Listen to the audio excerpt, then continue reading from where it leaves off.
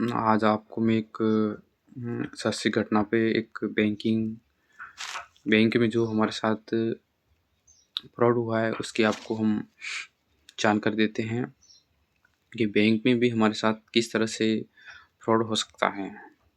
खैर फ्रॉड करने वाला वो भी पकड़ा गया और जिसने पैसे निकाले बैंक से वो भी पकड़ा गया। लेकिन आपको मैं पूरा किस तरह से हमारे साथ फ्रॉड हुआ वो पूरा आपको बता देता हूँ ताकि आपके साथ भी कभी गलत ना हो। चलो स्टार्ट करते हैं वीडियो। तो सबसे पहले हमारा वो स्टार्ट होता है कि हम बैंक में गए थे अकाउंट ओपन करवाने के लिए। तो बैंक कर्मचारी ने आधार कार्ड को देख के बताया कि आपका अकाउंट पहले से ओपन है इसी बैंक में। हमने बोला कि हमने कभी अकाउंट ओपन नहीं करवाया। फिर भी उन्होंने बोला कि नहीं आपका अकाउंट है, आप केवाईसी करवा दीजिए, फिर आपका अकाउंट एक्टिवेट हो जाएगा, फिर आप लेन देन कर सकते हैं।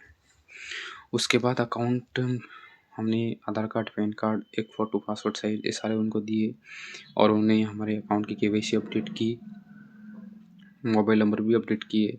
सब चीज़ें करने के बाद उन्होंने हमें एक बैंक डायरी दी थी। बैंक डायरी देने के बाद उन्होंने बोला आपका 2000 रुपये अकाउंट में जमा करवाने पड़ेंगे। फिर हमने अकाउंट में 2000 रुपये जमा करवाए। जमा करने के बाद दूसरे दिन ही हमारे अकाउंट से 2000 रुपये कैश विड्रॉल हुआ। तो वो विड्रॉल हमने नहीं किया था। फिर हमने बैंक में जाके पूछा तो बैंक वालों ने बताया कि कैश विड्रॉल नहीं हुआ है, आपका तो बीमा हो गया, इंश्योरेंस हो गया है और उसमें बैंक डायरी में साफ-साफ लिखा हुआ था कैश विड्रॉल। फिर भी हमने बैंक वालों से बहस नहीं की क्योंकि हमने पता है कि बैंक वालों को ज़्यादा नॉलेज है इन चीज़ों का। फिर क्या होता है कि उस आदमी दूसरे दिन किसी दूसरे व्यक्ति ने उस हमारे अकाउंट से 2000 रुपये कैश विड्रॉल किया बैंक से ही। उसके बाद हमें सारी चीज़ें मिलने के बाद बैंक डायरी भी मिल गई, मोबाइल नंबर भी ऐड करवा दिए।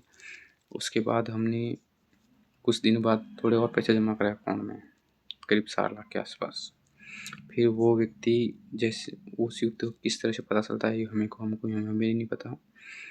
वापस वो आदमी बैंक से वापस दोबारा 50,000 का कैश विड्रॉल करवाता है सुबह 10:19 पे। उसके बाद हमारे फ़ोन पे मैसेज आता है कि आपके बैंक से कैश विड्रॉल हुआ है 50,000 का। फिर क्या होता है कि हम बैंक में फ़ोन करते हैं कि हमारे अकाउंट से पैसे विड्रॉल हुआ है और हम बैंक भी नहीं आए, कैसे पैसे कटे हैं। बैंक वालों ने बोला आप ही ने विड्रॉल किया। हम बैंक ही नहीं आए तो हम कैसे विड्रॉल हुआ हमारे अकाउंट से।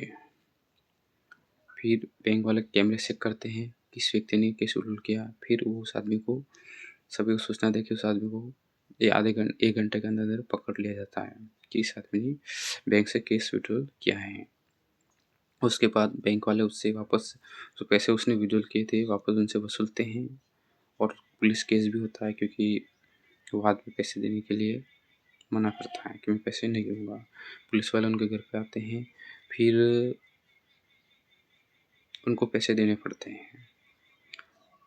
इस तरह से बैंक वालों की गलती थी कि अकाउंट नंबर एक ही है और 2 व्यक्तियों को उनकी डायरियाँ दी थी उन्होंने और पूरी इंक्वायरी किए बिना साइन मैच नहीं किए उन्होंने। सबसे बड़ी गलती ये थी, उन्होंने साइन अपडेट केवाईसी जब उन्होंने की तो साइन अपडेट नहीं किए। इस वजह से जिस व्यक्ति ने पैसे जमा करवाए दूसरा व्यक्ति कैश विड्रॉल करके ले गया।